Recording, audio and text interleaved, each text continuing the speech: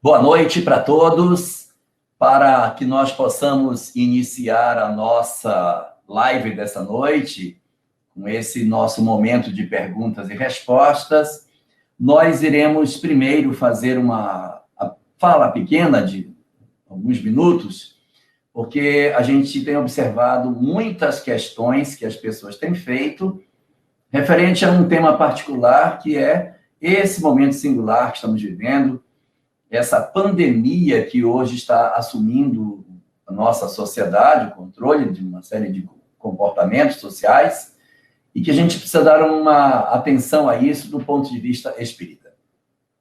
Então, o primeiro ponto a considerar sobre isso é: não entende a doutrina espírita que fenômenos dessa natureza signifiquem o fim do mundo. Por quê? Porque para a doutrina espírita não existe o final do mundo, existe transição planetária.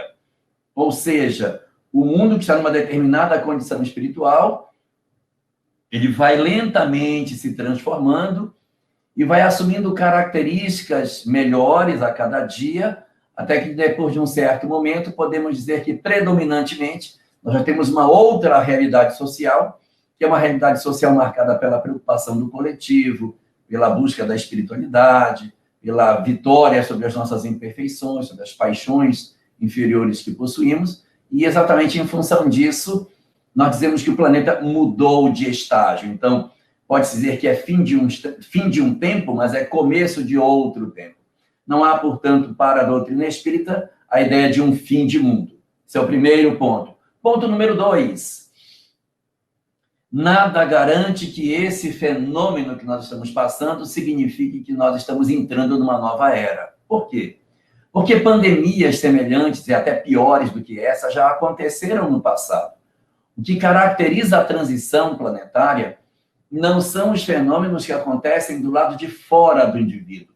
O que promove em nós a percepção de que nós, em verdade, estamos vivendo uma nova era para a humanidade é a capacidade que nós temos de interpretar isso e mudar a nossa ótica de vida, mudar a maneira como nós vivemos, como nós nos relacionamos com os outros, ao compreendermos que, em verdade, a partir de tudo aquilo que a gente está vivendo, nós começamos a redefinir valores, a repensar as nossas ideias e a garantir um novo momento para a história do planeta.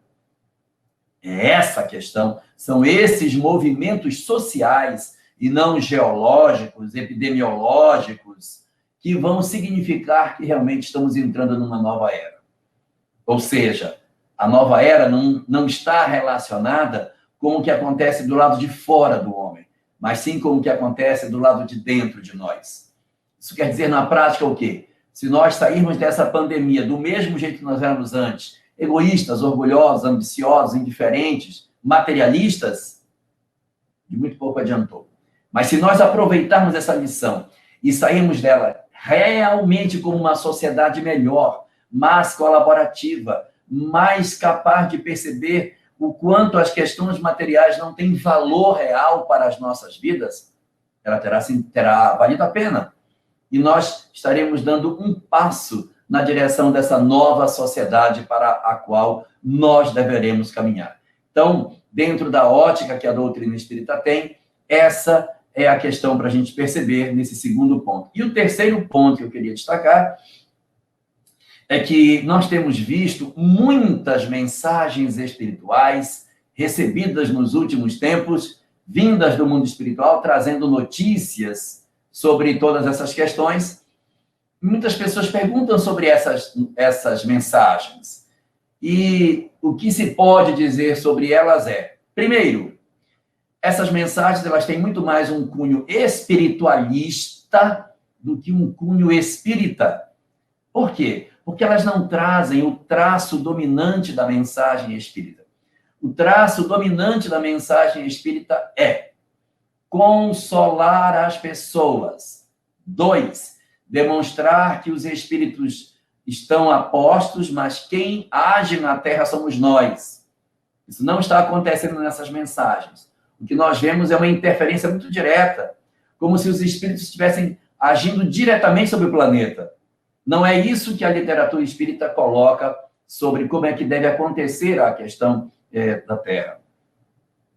Ponto número 3 dessa discussão. Há uma outra questão sobre isso. Os espíritos também, além de terem toda essa característica, eles fazem muitas revelações de curiosidade, trazem muitas notícias. E os espíritos sérios não costumam ser preocupados em trazer essas noticiazinhas que acabam servindo muito mais para que a gente ache que saiba aquilo que a gente não sabe.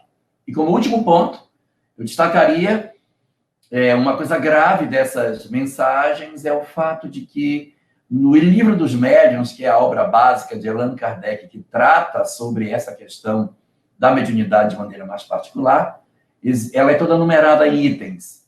O item 267, no parágrafo 8º dela, diz o seguinte: os espíritos superiores, quando falam, não marcam data. Qualquer comunicação que marque data para alguma coisa já é um indício de mistificação. Então, qualquer mensagem, não estou falando só dessa, qualquer mensagem que marque uma data, desconfie, porque o livre-arbítrio do homem, ele se sobrepõe a todas essas questões. Se houvesse uma data rígida para tudo acontecer, seríamos nós. Não teríamos, então, nenhuma capacidade de decidir. Os espíritos estão presentes, sim. Os espíritos intuem, sim. Os espíritos estão preocupados conosco, sim. Mas essas mensagens que colocam uma ação muito direta do mundo espiritual, um conjunto de informações muito pormenorizadas de como é que o mundo espiritual está se mobilizando, e até mesmo uma preocupação muito grande em marcar datas e fazer até um certo alarmismo nas coisas, não é o tom da mensagem espírita. As mensagens espíritas são marcadas exatamente pelo caráter sóbrio daquilo que elas trazem, e além da sobriedade, não marcam data de jeito nenhum. Portanto, dentro da nossa live de hoje, aquilo que eu gostaria de colocar para todos, no sentido de que a gente estivesse já antenado para todas essas questões, era exatamente isso. Então, agora eu passo para o Rubens, para que ele possa, então, trazer para nós as questões que a gente tem para discutir na noite de hoje. Rubens, está com você. Bom, vamos lá, Jarrá. A Márcia Diniz, lá de Araxá, aqui em Minas Gerais, pergunta o seguinte, olha, minha mãe faz tratamento contra câncer, que foi suspenso devido à pandemia. Se vier a desencarnar, como está acontecendo no mundo, com todos esses casos, devemos acreditar que já estava programado? Quero dizer, já é hora de todos esses partirem ou alguns desencarnes estão sendo antecipados? A Márcia Diniz, de Araxá, Minas Gerais, fez a pergunta. Jorge. Boa noite, Márcia. Bom, o que fala a doutrina espírita sobre essa questão da desencarnação? Nós, quando renascemos, nós trazemos uma programação espiritual para a nossa encarnação e uma possibilidade de desencarnação num certo período. Nós não trazemos uma data marcada para desencarnar. Ninguém renasce com uma data e um momento fixo, porque se assim fosse, nós não conseguiríamos alterar pelo nosso livre-arbítrio o momento da nossa desencarnação, o que se sabe que se consegue fazer quando se tem uma vida desregrada, quando se cultua vícios, ou até mesmo quando se faz a opção pela porta do chamado suicídio, que nunca é uma programação espiritual. Então, o homem ele pode alterar essa programação. Nós nascemos com uma programação para cumprir? Sim. E pode haver alteração. Em que sentido? Existem dois fatores que são muito fortes na programação da nossa desencarnação. Um desses fatores é a idade. Existem pessoas para as quais a idade é o fator mais importante, do tipo, você vai encarnar e deverá desencarnar aproximadamente pelos 70 anos, mas pode desencarnar aos 60, aos 50, aos 40, a depender do que fizer. Mas traz uma programação muito mais amarrada com a idade do que com qualquer outro fator. E existem pessoas que reencarnam com uma programação espiritual mais amarrada não na idade, mas no gênero da morte. Você vai desencarnar por um fenômeno que seja pulmonar. Você vai desencarnar por um fenômeno que seja associado a um problema de um trauma forte. Então, o gênero da morte acaba sendo um fator relevante. Então, todos nós temos uma programação em que esses dois pratos da balança, eles estão existindo. Tempo, gênero de morte. Tempo, gênero de morte. Os dois. Nos, mais forte o gênero. Noutros, mais forte o tempo. E o que se dá em função disso? O que decorre disso é que quando nós, que temos uma programação para desencarnar em função de tempo, de maneira mais forte, e naquela oportunidade acaba acontecendo a circunstância não de tempo, mas a circunstância de modo de desencarnação, ela pode acontecer. E vice-versa. O que se quer dizer isso em comparação com o que você estava comentando, Márcia? É que sua mãe pode ter uma programação para desencarnar por essa faixa de idade, por exemplo. E daí, a via por um câncer seria a oportunidade. Mas havendo essa outra doença, poderia ser essa doença ou não. Mas a gente não deve ficar tão preocupado com isso. A desencarnação dos nossos entes queridos não deve ser vista com tanto pavor. O que nós devemos fazer? Cuidar deles.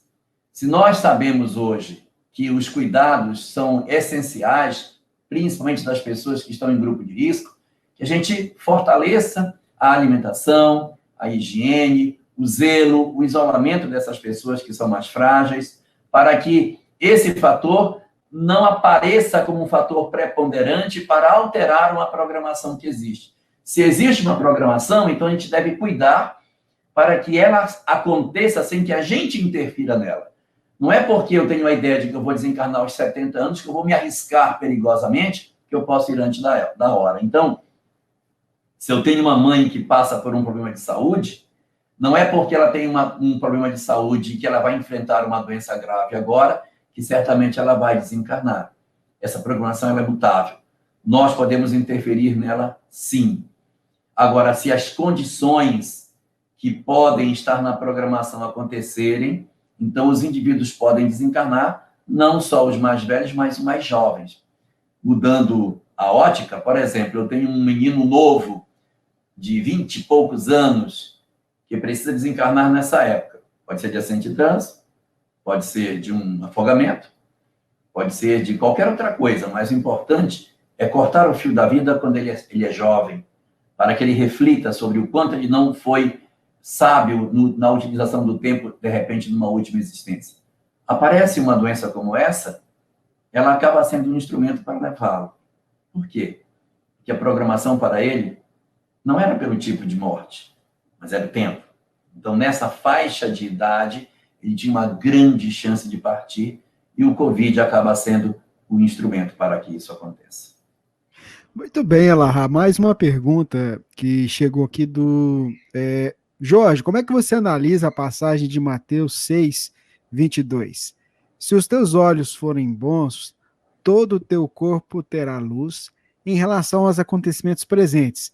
Pergunta feita pelo José Luiz e Ivone, lá de Goiôerê, Paraná. Isso.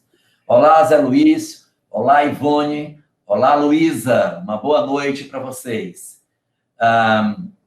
Na verdade, essa questão das trevas e os olhos dizem respeito à maneira como eu vejo o mundo que me circunda. Porque, por exemplo, se eu sou alguém que tudo que eu vejo com olhos de maldade, olha que absurdo, olha como é que pode. A maldade não está fora. A maldade acaba ficando dentro de nós. Existe um caso, na verdade uma historinha que o Raul Teixeira gosta de contar, de dois monges que atravessaram uma mulher, um riacho, e o monge mais jovem atravessou a mulher e colocou no colo para atravessar. E quando eles atravessam o riacho, o monge mais velho para de falar com ele, vai mudo até o mosteiro. Quando chega próximo, o monge mais velho vira-se para o mais jovem e disse: você não acha que eu vou esconder o que você fez hoje, não é? Isso foi o que eu fiz. Você acha que eu não vi? Quando você atravessou a mulher, aquele riacho, você colocou ela no peito, aliás, olhou bem pertinho de você para atravessar? Eu vou contar o que você fez. Eu disse: você vai contar? Se você contar que eu carreguei a mulher, eu vou contar que você carregou também. Eu? Então você vai mentir? Quem carregou a mulher foi você, não fui eu? Você vai mentir? Além de carregar a mulher, você é um monge mentiroso? Eu disse, não, você carregou. Porque eu carreguei a mulher e deixei a mulher lá do outro lado do rio. E você vem carregando a mulher até aqui. Então, onde está o mal? O mal não está no que acontece do lado de fora. O mal acontece do lado de dentro. Então, se os nossos olhos veem maldade nas coisas, quão grandes trevas existem dentro dos nossos corações? Qual é a leitura que a gente deve fazer disso? É que nesse momento tão importante da nossa história, que nós não sejamos o propagador do ódio, do desamor nas redes sociais, que nós não inflamemos ainda mais as pessoas com fake news, com agressões, com palavras que ofendem, independente de qual tipo de pensamento político eu tenha, mas que eu respeite as pessoas. É o nosso papel como espíritas construtores da paz. Que a gente veja o que tem e analise que se o que eu vejo desenvolve em mim sentimentos tão absurdos de ódio, de raiva, de desespero, então as trevas não estão fora, as trevas são interiores. Porque se houver trevas, se os teus olhos forem escuridão, quão grandes serão as trevas que existirão dentro de você. Então, que a gente aproveite essa missão e use esse conteúdo nas nossas redes sociais. É interessante porque nós tínhamos aqui algumas perguntas mais ou menos nessa linha, né? Por exemplo, aqui o Daniel, ele não colocou a cidade aqui, mas ele fez assim, o seguinte questionamento. Ó. Há uma grande divisão entre os espíritas com relação ao governo, alguns destilando ódio abertamente. Como é que você vê isso? E tinha também a Marília de Galvão também, que comenta também sobre a questão do pensamento, do respeito ao pensamento do outro, né, Elahá? Se você quiser completar mais alguma coisa diante dessas perguntas aqui. Complemento, sim. No Livro dos Espíritos, no final da conclusão da obra básica, o último dos parágrafos é uma mensagem de Santo Agostinho. É um parágrafo último, quem pegar a obra lá no finalzinho, último parágrafo. Eu acho que esse parágrafo foi escrito para o Brasil. A obra estava fechada, aí Santo Agostinho disse, não, pera, vamos colocar mais um parágrafo, porque o Brasil daqui a 163 anos vai precisar desse negócio, vamos colocar logo. Lá está dito, resumidamente, o seguinte, os bons espíritos não estimulam o ódio entre os partidos. Se alguém está servindo a destilar ódio a quem quer que seja, abra seus olhos. Não está inspirado pelos bons espíritos. O amor não pode usar as armas da violência. Nós temos que usar para defender o bem as armas do bem. E para aqueles que perguntam se o espiritismo é de esquerda ou de direita, eu respondo que o espiritismo não é nem esquerda e nem direita, ele é de cima. E ao ser de cima, ele não tem predileção por lados. O nosso lado é pelo bem, pelo amor. Mas mesmo assim, quem está certo? Quem ama mais. Quem mais colocar amor para fora de si, esse está mais certo. Se alguém tem uma predileção pela esquerda e usa isso para fazer o bem, para disseminar o bem, para tratar bem o outro, ótimo. Isso é bom. Se alguém tem uma predileção mais pela direita, mas isso lhe faz ser uma pessoa mais preocupada com o coletivo, mais preocupada com a sociedade como um todo, ótimo, siga. Mas independente do lado que for, se eu levanto a bandeira de qual seja, e com essa eu dissemino ódio, desamor, agrido pessoas, tanto verbalmente, como fisicamente, como mentalmente, através dos pensamentos que nós emitimos, cuidado, que nós poderemos estar sendo instrumentos do mal, achando que somos instrumentos do bem.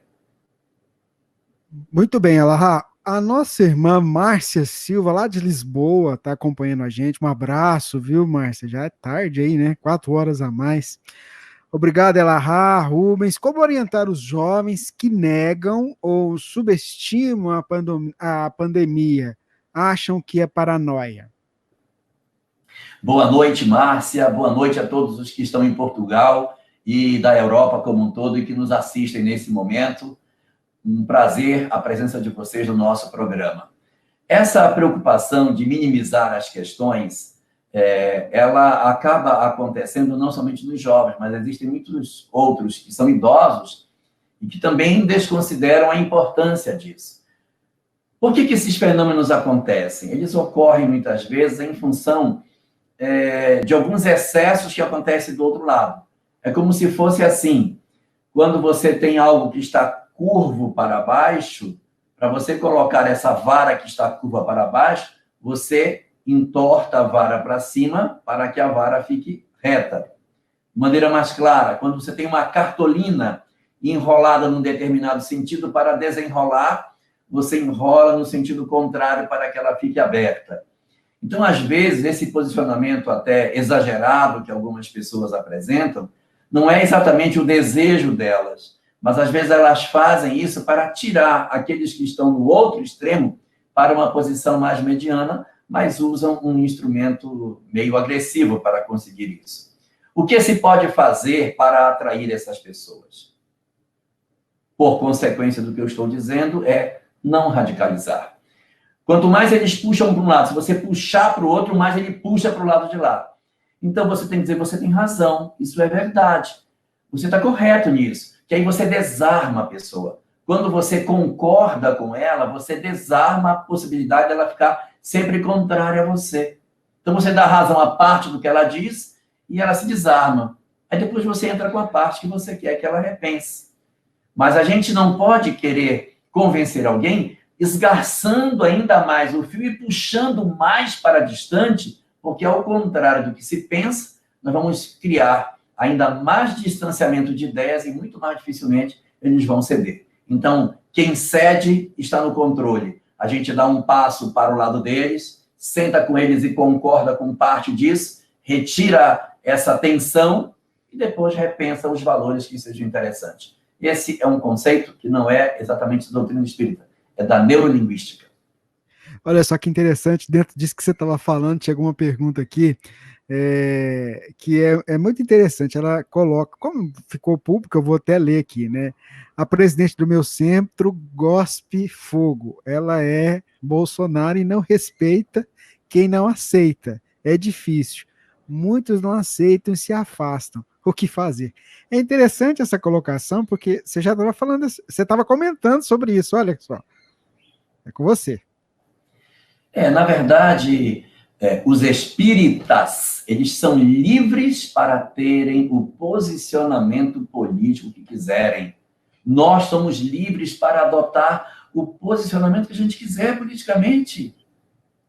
Nós somos. Agora, o movimento espírita ele não pode ter predileção por A, por B, C, H, X, J, não interessa quem. Nós não podemos ter predileção partidária. E mesmo o espírita, que tem suas predileções partidárias, quando ele sobe na tribuna, ele está falando em nome de uma doutrina que é apartidária. Então, a despeito de tudo o que ele tem como crença pessoal, ele vai trabalhar as questões que uma doutrina fala. E isso não poda raciocínio. Isso não poda, porque independente de você ser favorável ao político A, ao político B, ter uma determinada visão político-partidária, você vai dizer que a gente precisa ter uma sociedade mais fraterna, mais humana, que a gente não pode isso para aquilo. E você trabalha os dois lados. Você trabalha de um lado e trabalha do outro. Eu vou dar só um exemplo. Só um. O espiritismo é sempre favorável à vida. O espiritismo sempre é favorável à vida. Portanto, o espiritismo é contra a pena de morte. A pena de morte não é parâmetro aceito pela doutrina espírita, porque a gente acredita muito na educação do espírito. E da mesma forma, o espiritismo é contrário ao aborto, porque o aborto frustra o processo de reencarnação dos espíritos. Eu não preciso dizer esquerda nem direita, mas uma dessas é bandeira de um lado e a outra é bandeira do outro. Então você transita entre os dois, sem precisar você se definir como um lado ou outro, e principalmente sem atacar as autoridades constituídas que o Brasil possui, sem ironias, sem deboches, sem colocações subliminares. A gente precisa amar, a gente precisa cuidar das coisas. E nós temos que ser superiores a tudo isso. Porque tudo isso passa, gente. Isso é uma circunstância temporal, isso vai passar. E a gente não pode atrelar a doutrina espírita a circunstâncias tão passageiras como partidos políticos. A doutrina é muito maior do que isso. Ela representa uma nova era para a humanidade. Uma transformação tão profunda nos nossos conceitos que o ficar agarrado ao político A, ao político B, ser contra, a favor, é a gente apequenar aquilo que o espiritismo de fato seja. A Valquíria Gisele Domingues pergunta assim, ó, os espíritos com missões sobre a coletividade serão responsabilizados se porventura estejam agindo inequivocadamente? Eu não entendi. Se os espíritos serão responsabilizados... Espíritos reencarnados, comissões sobre a coletividade, né? Se eles serão responsabilizados se eles não estiverem agindo corretamente, ou estiverem agindo de forma equivocada, vamos dizer assim, né? Entendeu? Eles estão reencarnados, de repente estão nas suas posições, né, com determinadas missões, né? E se eles não cumprirem aquilo que, de certa forma, eles tinham como planejamento. Sim. A Valquíria é de que cidade? Ela não colocou, e essa é uma pergunta que veio da semana passada, viu? Ok. Bom, os espíritos que encarnam na Terra, à exceção de Jesus, por aquilo que o Espiritismo coloca, são almas que possuem, embora grande elevação espiritual, não são perfeitas em relação ao grau de evolução da Terra. Portanto, podem cometer equívocos. Almas muito elevadas, encarnadas na Terra, podem tropeçar. Isso é possível. E nós temos exemplos. Paulo de Tarso, o maior divulgador da mensagem cristã, tem um histórico no começo do seu contato com o cristianismo que não é muito recomendável. Então, a gente possuir pessoas que tiveram determinados deslizes, isso é até compreensível em função das fragilidades que os espíritos, embora superiores, possam ter. Daí, até a gente pode entender que os espíritos não são perfeitos quando encarnam na Terra, eles podem ter escorregões. E qual é a responsabilidade que eles têm em relação a isso? Bom, o que o Espiritismo nos fala é que nós temos responsabilidades tanto maiores, quanto mais é a nossa percepção sobre o certo e o errado. Espíritos superiores, por terem uma compreensão muito clara, ou mais clara do que nós, sobre o que é o certo e o que não é o certo, eles se constrangem muito mais sobre aquilo que eles fazem como sendo o correto ou não. Existe uma cena da vida do Gandhi, que o Gandhi foi para um evento e alguém veio e roubou o relógio dele. E aí depois ele ficou na janela, pensando, triste. E aí o seu ordenança chegou perto dele e perguntou, Mahatma, o senhor está triste? É por causa do quê? Por causa do seu relógio? E ele balançou a cabeça afirmativamente, dizendo que sim. Aí o rapaz disse, eu não sabia que o senhor gostava tanto dele, a ponto de ficar triste porque o rapaz lhe roubou o relógio. Aí o Gandhi disse, não, eu não estou triste por conta da perda do relógio. Eu estou triste por existir ainda alguém que ainda rouba um relógio. Então, às vezes, a nossa própria leitura do certo e do errado dessas pessoas não decorre do que eles de fato pensam, mas da interpretação que nós fazemos daquilo que a gente acha que eles pensaram. Mas, tirando essas condições, quando um espírito que tem uma determinada responsabilidade, ele tropeça e entra por um caminho que não deveria, ele evidentemente responde por aquilo que ele deixou de fazer, tanto mais claramente, quanto mais nítida for a percepção dele do bem e do mal. Naquela velha colocação do Cristo de que a quem muito será dado, muito será cobrado. Ou seja, quanto mais o espírito sabe, mais ele tem chance de acertar, mais plenitude ele tem, então ele automaticamente, quando erra, ele mesmo se autopune. Não estou querendo tirar com isso a grandeza do conhecimento. É importante conhecer para poder crescer, senão daqui a pouco as pessoas não vão querer aprender para não ser cobrados. Não. Quem sabe tem muito mais chance de acertar. E isso é importantíssimo para o nosso desenvolvimento.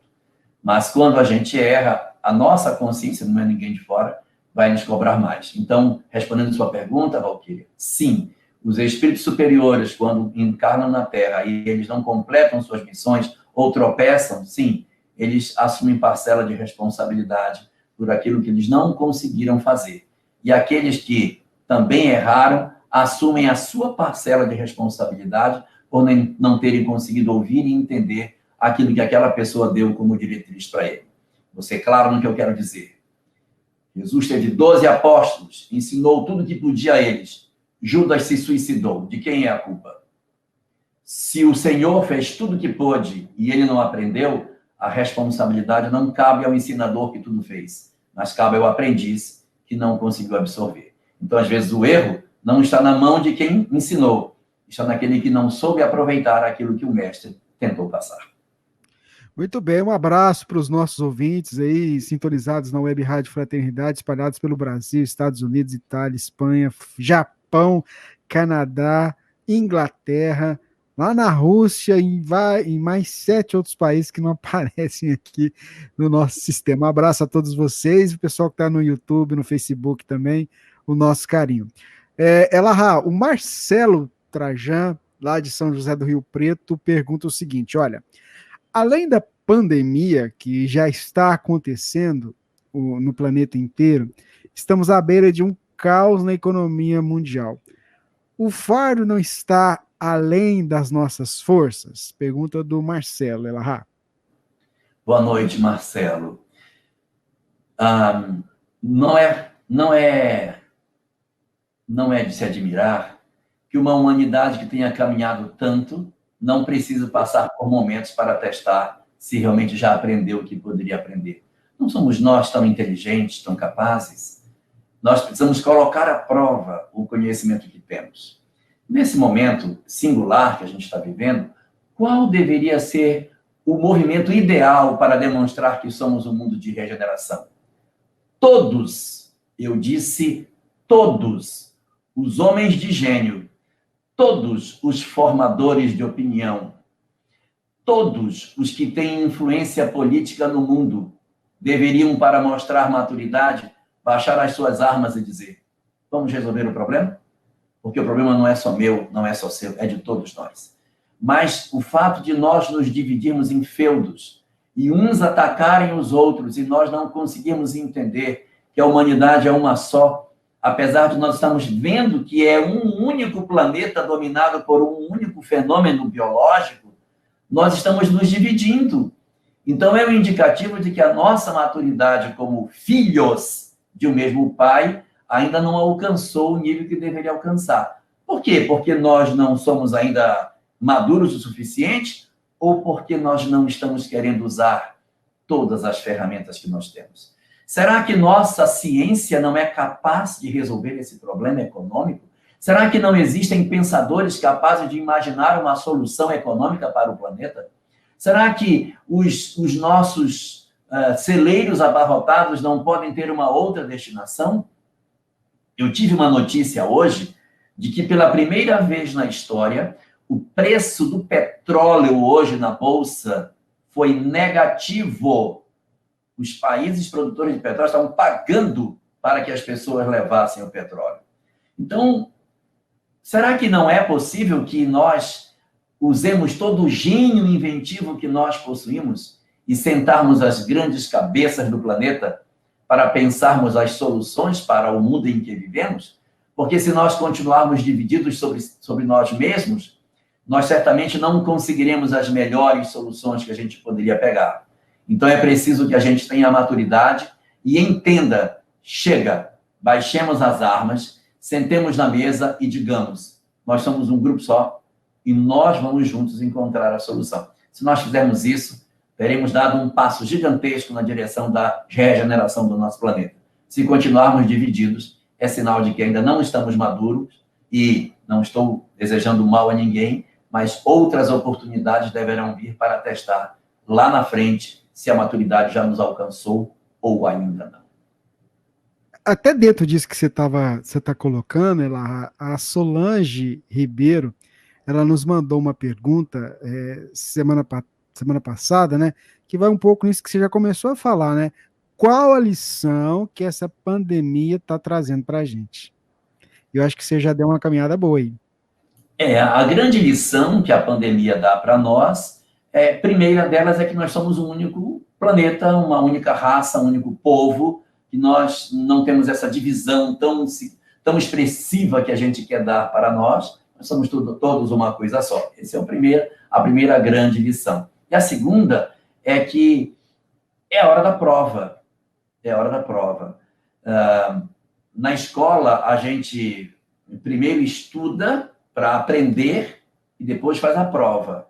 Na lei de Deus, a gente primeiro passa pela prova para depois aprender. Então, a prova vai nos ensinar. Nós vamos aprender agora se a gente conseguiu ou não a crescer. Se nós não conseguirmos dar a boa solução que a gente precisa dar para os problemas que a humanidade possui, segundo aquilo que o Espiritismo interpreta, semelhantes provas deverão acontecer no futuro, de tal maneira que a gente demonstre para nós próprios a construção de uma sociedade mais solidária. Enquanto isso não acontecer, não isso, mas outros fenômenos, outras doenças ou outros cataclismas, não é? Outros fenômenos biológicos poderão acontecer até que ocorra aquilo que os espíritos tanto desejam, o movimento sociológico.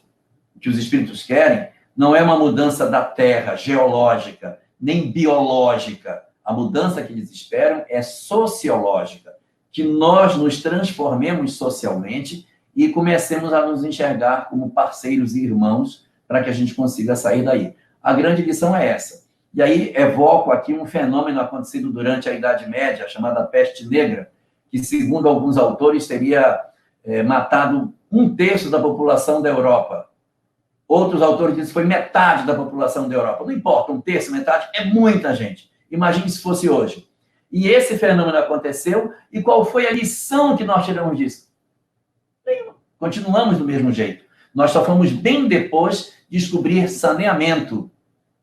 Nós só conseguimos crescer em saúde pública a partir da peste negra, mas lá na frente, não logo que ela aconteceu, séculos mais tarde. Então, nós precisamos saber se nós vamos realmente aprender alguma coisa com ela, porque não é o sofrimento que produz a evolução. A evolução do homem acontece com o bem sofrer. O que é o bem sofrer? É passar por um sofrimento e retirar dele uma lição para que a gente cresça e ele não volte a acontecer. Se a gente passa por uma dor, não aprende nada com ela, a tendência é que ela retorne. Já comentei isso em outras lives, eu vou falar de novo. Há um pensamento do Buda que diz: nada deixará de estar conosco enquanto nós não aprendermos tudo que esse algo tem para nos ensinar. Então, se nós não aprendermos, esse fenômeno vai acontecer porque tivemos peste negra, tivemos varíola, tivemos tuberculose, tivemos sífilis, tivemos AIDS, tivemos antes a hanseníase, já tivemos várias ondas de doenças em que a gente precisa descobrir a pensar coletivamente. Lá na hanseníase, nós isolávamos os chamados, à época, de leprosos, um nome que não se usa mais, mas isolávamos num local, que era o Vale dos Imundos, para que eles não tivessem contato com os outros. Nós misturávamos o doente com a doença. Evoluímos nesse sentido, mas precisamos evoluir mais para percebermos que nós precisamos dar as nossas mãos para encontrarmos a solução, não só para o aspecto biológico, o aspecto epidemiológico, mas fundamentalmente para o gravíssimo problema econômico que, com certeza, já está começando a bater a porta de muitas nações do nosso planeta.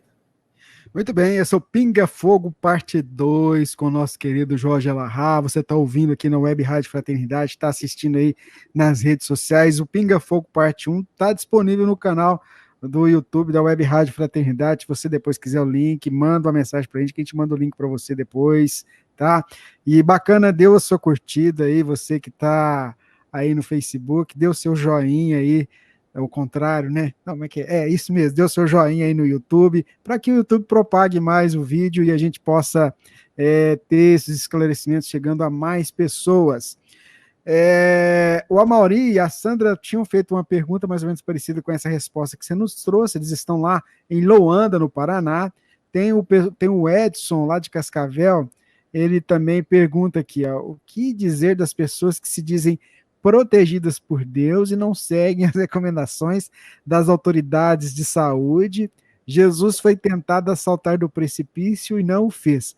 O Edson Cascavel, no Paraná. É com você lá. Olá, Edson. Boa noite. Otimismo é bom, mas a gente não pode ter ingenuidade, porque senão a gente corre o risco de abandonar a chamada fé raciocinada. Nós temos que ter fé? Sim, claro, nós temos que saber que os espíritos nos protegem, que Deus está cuidando de tudo, que, apesar de todas as coisas desse aparente caos, existe um plano superior para tudo isso. Então, isso aí é preciso que a gente tenha essa leitura, até para que a gente não se desespere, tenha a noção da imortalidade da alma, que nós não iremos desaparecer com a desencarnação. Então, isso tudo é muito importante. Mas, no reverso da medalha, a gente também precisa estar atento, que é o fato de que a fé, ela tem que ser raciocinada. Em que sentido? Tem que ter raciocínio e lógica no que a gente pensa. Eu vou atravessar o fogo achando que eu não vou me queimar, eu vou desafiar a própria biologia quando eu sei o que está acontecendo. Então, é ter prudência. A gente precisa ser prudente, como o próprio Cristo dizia, ser simples como as pombas, né? Simplicidade, não ser tão desesperado, mas ser prudente como as serpentes. Então, ter esse equilíbrio, porque senão a gente corre a conta de ficarmos fanáticos, achando que os espíritos vão fazer tudo por nós, semelhante ao que acontece em algumas mensagens mediúnicas que estão chegando, como se nós fôssemos indenes a todo tipo de problema, pelo simples fato de termos uma compreensão espiritual diferenciada de uma boa parte da população do planeta. É interessante porque nós temos uma outra pergunta que chegou aqui da Edna, por exemplo, e quando você tem um espírita na família e os filhos evangélicos achando que estamos no caminho do mal e acham que estamos errados e sem salvação, o que fazer? Acho que é um pouco também disso que você colocou também da questão da fé raciocinada, né, Elahá? As famílias que possuem religiões diferentes, elas são um excelente exercício para aquilo que o espiritismo tem de mais essencial. Porque quando a gente vive numa família que não é espírita, e a gente tem muito conflito, isso pode estar acontecendo porque nós nos deslocamos daquilo que é a essência do espiritismo. Se eu me deslocar da essência do que o espiritismo seja, uma família com diversas religiões vai ser problema. Mas se eu me deslocar como espírita para a essência do espiritismo, uma família de múltiplas religiões não será problema. Porque a essência do espiritismo não é incutir na cabeça dos outros, quebrar a cabeça para incutir reencarnação na cabeça das pessoas, obrigá-las a querer acreditar na mediunidade, na vida após a morte. Não. Qual é a mensagem essencial da doutrina espírita? Transformação moral do indivíduo. Então aproveita a família. Saboreia o que você tem. Ah, mas eles pensam diferente de mim.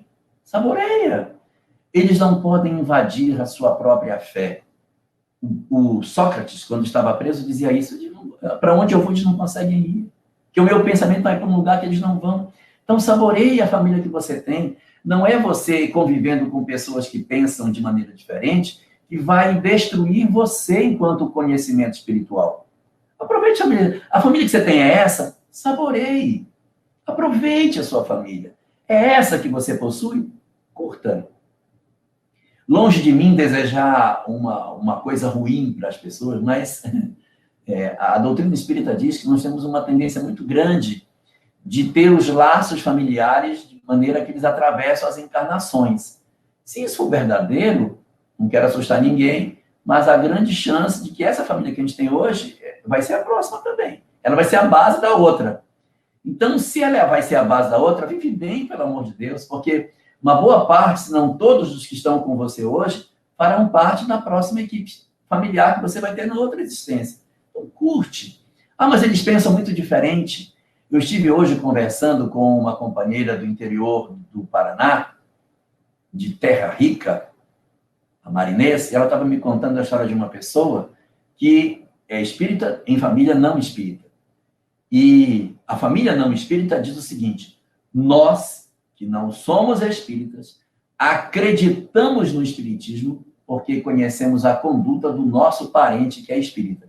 Então, não é o conhecimento da reencarnação, mas é a postura digna que ele tem que leva credibilidade, respeitabilidade para aquilo que ele é. Então, se a família não é, curta isso, aproveite a oportunidade e cresça com ela, para que a vida possa dar de volta coisas muito melhores para todos nós.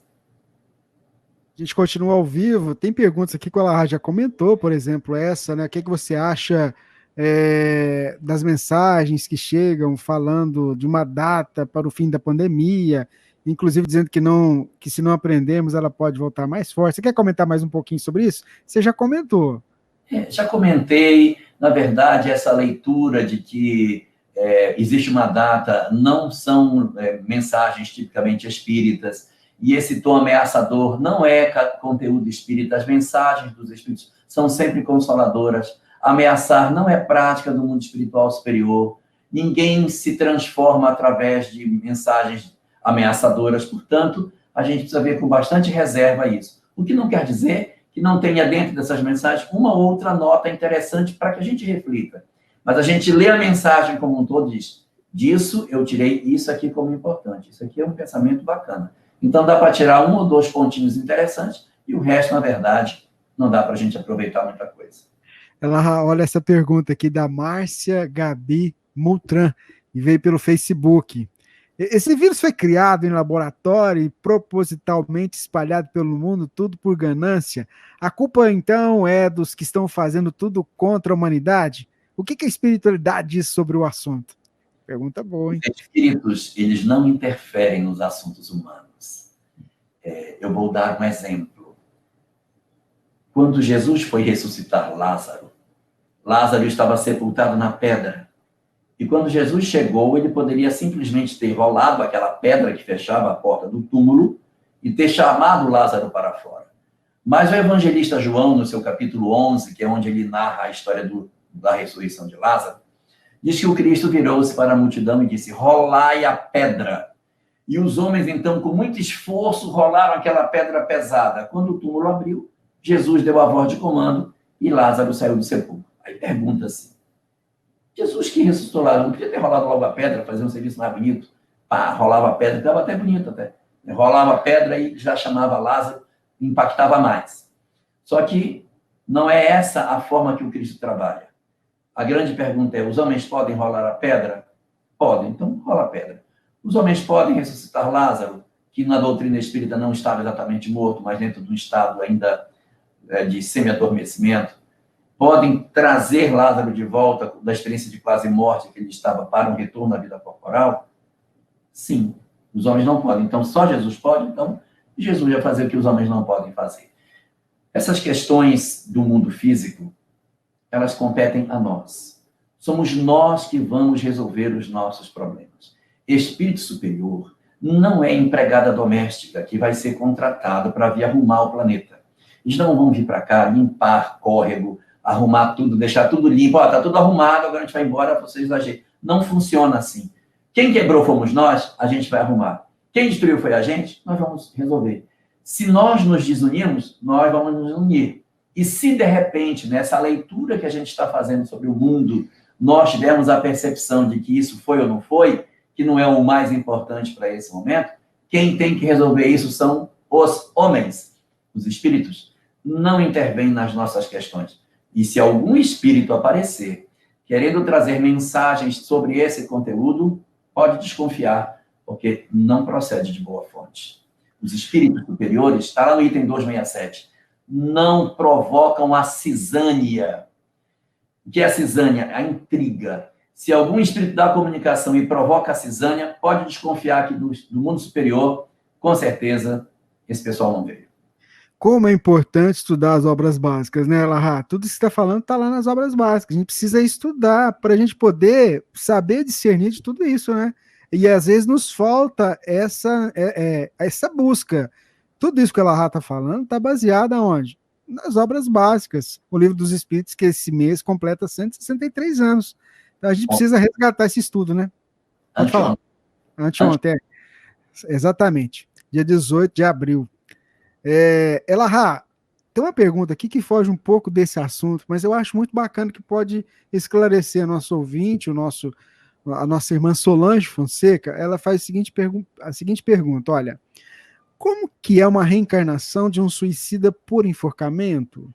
Quais são as sequelas no corpo físico? Minha mãe suicidou-se há 3 anos. Ela tinha depressão e mania de perseguição. Nesse caso, há atenuantes? Se você puder ajudar a nossa irmã, esclarecendo um pouquinho para ela, à luz da doutrina espírita, essa questão do suicídio, Elahá? Bom, primeiro ponto a considerar. Não existe, na ótica da doutrina espírita, nenhuma pessoa que programou sua encarnação para desencarnar pela via do suicídio. Não existe. Dizer assim, ó, fulano programou para se suicidar a tal época. Não. O suicídio decorre sempre de uma decisão do indivíduo de cortar o fio da vida num momento anterior ao que era programado para que ele desencarnasse. O que significa isso? Significa que ele faz uma ruptura e todas as provas que ele teria para passar e que seriam necessárias para o desenvolvimento dele ficaram pendentes. Tudo que fica pendente, volta. Então, às vezes, a gente toma uma decisão do suicídio para fugir a uma prova, a gente, na verdade, só está adiando que ela vai voltar. Todos os problemas que a gente não consegue resolver, a tendência da lei de causa e efeito é que esses fenômenos ocorram numa próxima existência para que a gente consiga atravessar isso. Então, esse é o primeiro ponto.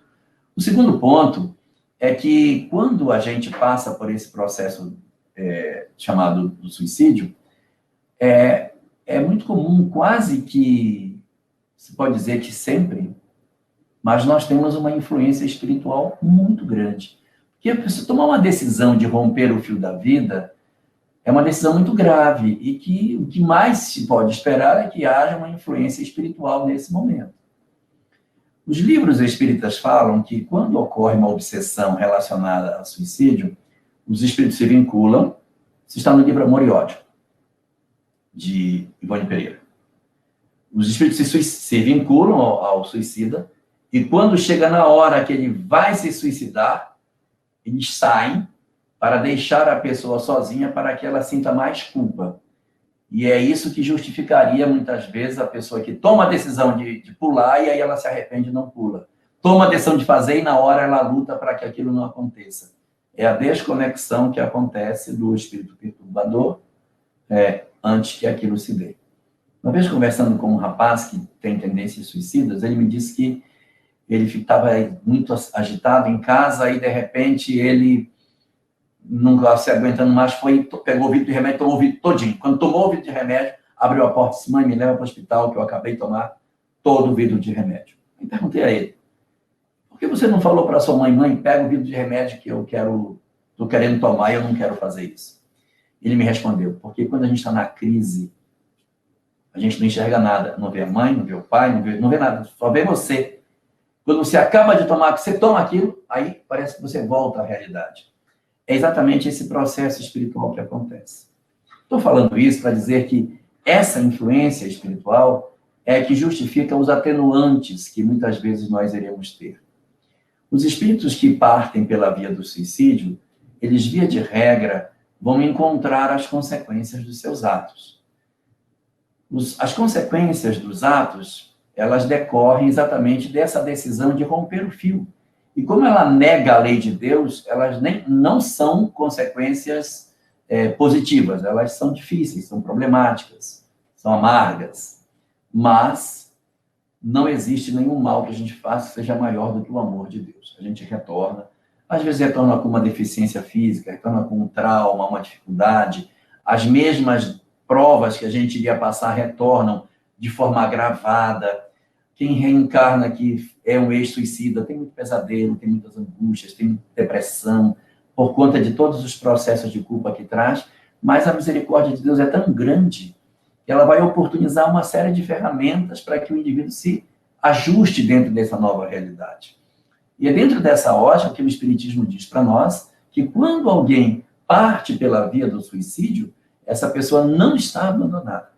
Então, especificamente, a sua mãe que partiu pela via do suicídio, ela deve, muito provavelmente, ter sido fortemente perturbada por espíritos que, aproveitando do processo depressivo, impulsionaram para que ela tomasse essa decisão. Essas entidades assumem parcela de responsabilidade pelo que fizeram e ela assume a parcela de responsabilidade que lhe cabe. E então, o futuro reserva uma nova etapa para essa transformação. O livro Céu e o Inferno, de Allan Kardec, que trata especificamente da situação dos espíritos após a morte, tem um capítulo na segunda parte da obra, voltada para a discussão de como se encontram os espíritos, Lá você vai encontrar 9 casos de suicidas. Existe um caso chamado o pai e o conscrito. É o primeiro dos casos. Tem uma lida nesse caso que vai mostrar os atenuantes que esse pai teve apesar do suicídio. O suicídio nunca será a boa solução. Nunca será. Nunca será. Mas o amor de Deus nunca será menor do que a nossa falta. Deus misericordiosamente socorre a todas as suas criaturas. Todas. Nós vamos passar por momentos difíceis pela opção do suicídio? Sim, vamos. Não podemos nos enganar. Mas isso terá fim. Porque é preciso que a gente passe por isso para que amanhã a gente viva o amanhã venturoso que está reservado para todos nós. Então, quando a gente toma a decisão de sair pela porta dos fundos, que é a porta do suicídio, a gente vai ter que voltar novamente. Vamos ter que rever essa decisão. E experimentando as mesmas provas, às vezes agravadas, com o corpo físico mais problematizado. E aí, por exemplo, você pode ser um elemento que vai estar nesse novo cenário para dar o amparo para essa mãe, para ela enfrentar a prova que ela não conseguiu enfrentar dessa vez. O conteúdo espírita vem para facilitar o processo da não depressão ou outra religião que seja para fortalecer a fé. Todos esses fenômenos vão ser buscados para resolver. Todos seremos almas felizes. As opções que fazemos podem retardar a nossa marcha, mas Deus possui recursos inimagináveis para garantir a felicidade de suas almas, rebeldes, até as mais difíceis. E aí, nesse momento, paro para que a gente pense também não só nos suicidas, mas todas as pessoas que a gente hoje odeia, reclama nas redes sociais, esses também são amados por Deus. Deus ama profundamente todos esses que a gente tanto odeia. São seus filhos também. E a nenhum desses vai ser negada a chance de serem espíritos superiores. Todos nós somos filhos do mesmo Pai, que nos ama profundamente e que quer dar o melhor para nós, para que nós aprendamos o caminho da felicidade mais cedo. A sua mãe não está abandonada. Ela está guardada, está protegida, está cuidada. E na hora que for conveniente, ela deverá reencarnar para reencontrar as provas com todas as consequências que são devidas, tendo sempre a certeza de que o amanhã será aventuroso para todos nós, inclusive para ela também. Eu estava aqui, você fazendo as reflexões e olhando aqui algumas mensagens, são inúmeras, já está acabando, né? Mas o pessoal está fazendo coro, assim, quer que a gente continue fazendo esse programa. Ó, Pinga Fogo com ela Rá, vira um programa. Aqui a Neuza, por exemplo, está dizendo que ó, podia ser uma reunião semanal enquanto estivermos em quarentena. Aí depois a Nanã lá também faço coro com a Neuza. Aí mais um aqui, ó. Aqui tá um programa semanal com ela Rá. Então, tá vendo, meu amigo? Tá bom, vamos combinar, né? Vamos combinar. Vamos combinar. Segunda-feira que vem? Tá marcado? Então, segunda-feira que vem, Pinga Fogo, terceira parte com Jorge Elahá, mas tá muito gostoso. Mas antes da gente terminar, tem 2 colocações aqui que eu queria que você trabalhasse com elas, pra gente aí já encerrando mesmo esse nosso momento, dizendo que as outras perguntas que chegaram e que elas não foram respondidas dentro do tempo de hoje, a gente vai colocá-las na próxima segunda-feira, viu? Vamos lá, a colocação que a gente queria que você abordasse Jesus Cristo continua a nos conduzir nessa difícil caminhada? E aí, paralelo com isso, você pode trabalhar uma outra questão. Essa pergunta veio da Maria do Carmo, e a nossa querida amiga aqui, a Beth Teles, aqui em Uberlândia, coloca assim também para a gente. Ó. Apesar da natureza nos mostrar a ordem e a beleza das coisas que nos cercam, o ser humano vive dias de angústia. Deixa uma mensagem de conforto para todos nós. Então, se você pudesse trabalhar essas 2 questões, e aí depois você vai fazer a prece final para a gente. Você. Boa noite, Beth. Prazer ter a sua companhia hoje aqui no nosso programa. Eu estava aqui abaixado procurando ver a minha programação. Tá tudo certo. Dia 27 está vago na agenda. Podemos pensar, sim, num próximo programa desse tipo. Eu acho que você já pode marcar todas as próximas segundas, tá? Tá certo. Vamos pensar na ideia. Bom, vamos lá. Sobre Jesus, primeiramente. A visão que a doutrina espírita tem sobre essa questão é que o Cristo cuida de nós desde antes do planeta começar a ser formado. Não faz muito sentido que o nosso governador abandone o planeta quando ele está num momento tão extraordinário, tão bonito. É um momento de transformação íntima dos seres que ele vem cuidando há tantos milênios. São 4,5 bilhões de anos que o Cristo vem cuidando dessas almas, que nós fazemos parte delas. Então, não é muito lógico que ele abandone. O que a gente, às vezes, não tem muita clareza é que os instrumentos dos quais o Cristo se vale para a nossa educação são exatamente esses: estimular em nós determinadas experiências que despertem os sentimentos positivos que a gente precisa ter. Será que ninguém percebeu que esses momentos em casa despertaram em nós que as coisas materiais nem têm o valor que deveriam ter? Será que esses momentos não despertaram em nós a redescoberta de relações que estavam esgarçadas e que na presença no lar por mais tempo nós tivemos a chance de nos aproximarmos de filhos que estavam mais distantes? Será que essas experiências no lar não estão nos dando a chance de nós concedermos e pedirmos perdão para as pessoas que a gente tem dificuldade de convivência? Todas essas experiências que a gente dizia que não tinha tempo para fazer isso ou aquilo, a vida está nos dando tempo até de sobra, para que a gente leia, para que a gente medite, para que a gente pense sobre os nossos valores. E tudo aquilo que a gente dizia, um dia eu vou arrumar isso, um dia eu vou cuidar do jardim, um dia eu vou... Então, agora tem um tempo. Então a gente tem que viver esse momento e fazer isso em família. Dentro da lei mosaica existe um mandamento, o quarto mandamento, que diz que a gente deve guardar o dia de sábado. E que os cristãos muitas vezes acham que o dia de sábado é um dia triste, um dia de recolhimento. Não é. O dia de sábado é um dia extraordinário para os judeus, porque é o dia da família. É um dia que você não sai, que você fica em casa só para curtir os seus. É o dia que você conversa com as pessoas, você vai se dedicar às pessoas do seu lar. Então, nós estamos vivendo aí não somente um Shabat, nós estamos vivendo aí uma quarentena inteira para a gente saborear os nossos entes queridos. E essa é uma das estratégias da qual o Cristo se vale para fazer esse trabalho de aprendizado que a gente precisa fazer. Essas são as estratégias do mundo espiritual. Eles enxergam a vida por uma ótica muito diferente da nossa. E às vezes a gente quer que a ótica do mundo espiritual seja a nossa. Não é. A forma do Cristo trabalhar é mexendo com as nossas emoções, é desafiando os nossos sentimentos. Não para que a gente, de certa maneira, ganhe virtudes, mas para que a gente coloque para fora virtudes que nós já temos e que nós temos vergonha de viver. Nós temos muito amor já dentro de nós, mas a gente tem vergonha. Tanto que quando a gente sente amor, a gente chora. Por que a gente chora? Porque esses sentimentos estão saindo da gente. Nós teríamos que viver o tempo todo em momento de emoção de sentimento. Mas nós trancafiamos as nossas emoções dentro de um cofre. Está na hora de abrirmos isso e vivermos esses momentos que a gente tem com a nossa família. Saborear os nossos idosos, os nossos adolescentes, as nossas crianças. Vivermos mais e descobrirmos o valor que os minutos possuem. Nós não damos atenção para o tesouro das horas. A gente deixa a hora escorregar por entre os nossos dedos. E esses momentos que nós estamos vivendo têm sido muito importantes para a gente valorizar e descobrir o quanto eu posso crescer com os momentos que a vida está me dando.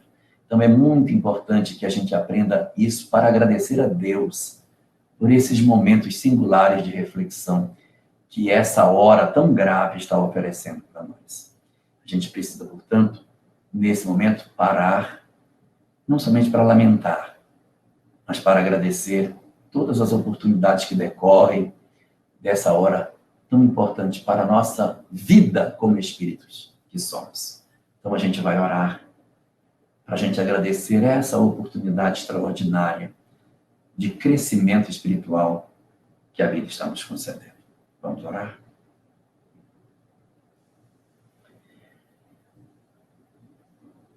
Divino Senhor das nossas vidas, que nos criaste há tantos e tantos milênios e que depositaste nas mãos de teu Filho Jesus cada um de nós para que ele de nós cuidasse, para que sob o comando e sob a proteção augusta do Cristo, aprendêssemos o caminho da verdadeira felicidade.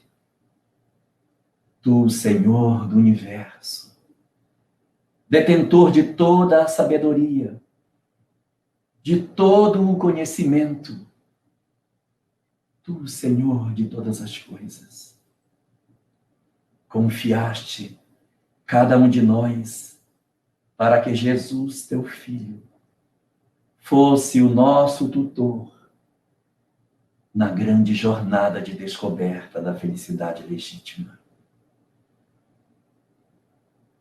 Por essa oportunidade que tu nos concedeste, de aprendermos o rumo da luz, a partir das experiências concedidas por Jesus, que nos ensinou o caminho do perdão, do amor, da renúncia dos bens terrenos e na busca do semelhante como ponte para chegar até ti.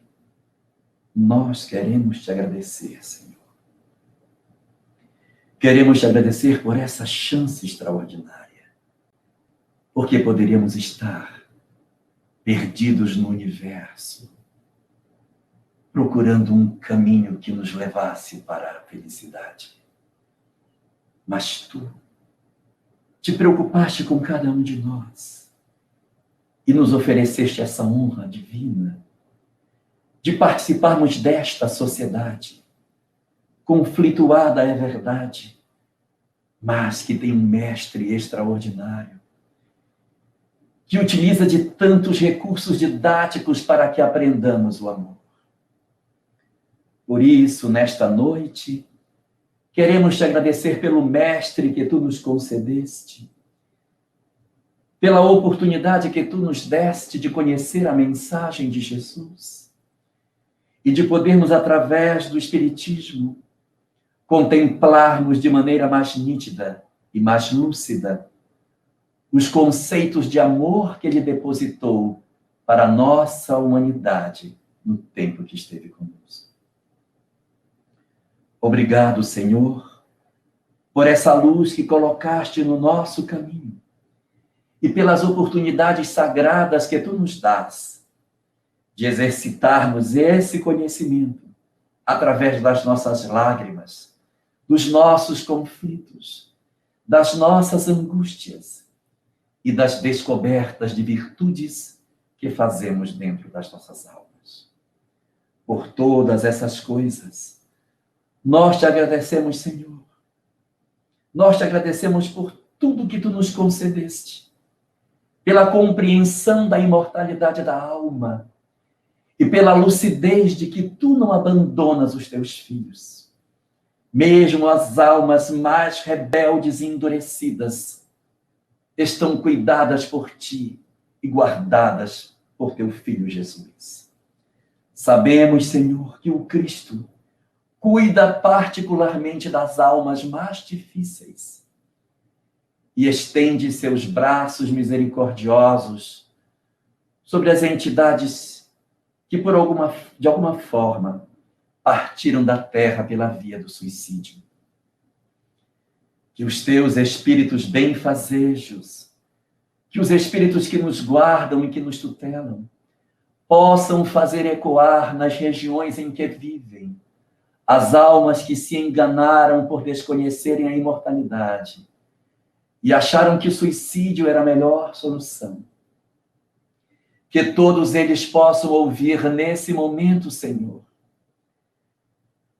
a vibração do nosso sentimento de amor, a ecoar aonde eles vivem, para lhes injetar esperança e consolo, na certeza de que haverá um amanhã para todos nós, e que todos nos reuniremos no teu seio de luz, e que o Cristo não voltará as suas costas mesmo para as almas mais rebeldes.